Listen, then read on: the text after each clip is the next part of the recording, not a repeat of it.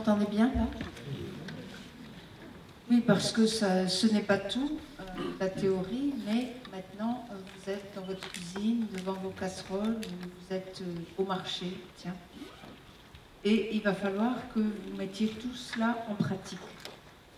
Alors il y a des choses qu'on retient, comme la mastication et tout son impact sur le transit, tout le trajet digestif.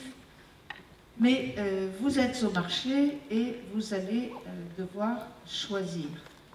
Et là, on vous a déjà donné quelques paramètres. On vous a dit qu'il faut une alimentation beaucoup plus végétale, 70 à 80% de végétaux dans notre alimentation.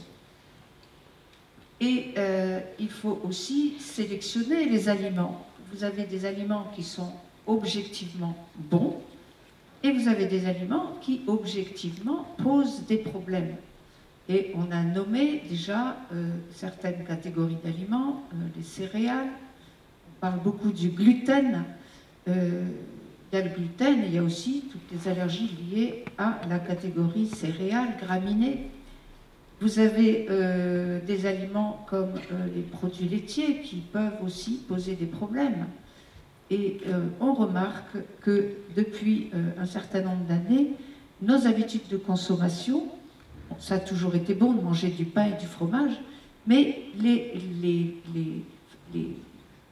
habitudes de consommation ont été très modifiées.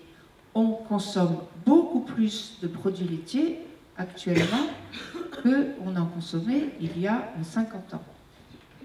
On nous en ferait consommer au moins 3 par jour. Sous prétexte qu'on risquerait de perdre notre ossature, ostéoporose, n'est-ce pas? Voilà. Or, il s'avère que toutes les études qui foisonnent, et ça fait un certain temps, montrent qu'au contraire, ce sont les pays les plus consommateurs de produits laitiers et aussi de céréales qui ont le plus de problèmes d'ostéoporose, sans parler d'une série d'autres maladies auto-immunes. Maladies auto-immunes qui se multiplient aujourd'hui. Alors, ces produits qui posent des problèmes, il faut en manger moins. C'est parce qu'on en a trop consommé et de qualité trop détériorée par les procédés de culture, les procédés de modification des graines, etc. On en a trop consommé et donc on a créé des problèmes d'intolérance, d'allergie qui touchent quasiment, moi je dirais, en observation pratique, quand je parle à des gens qui sont concernés par la nutrition, eh bien tout le monde a plus ou moins des problèmes avec ce genre d'aliments. J'ai des ballonnements, je ne dors pas bien la nuit,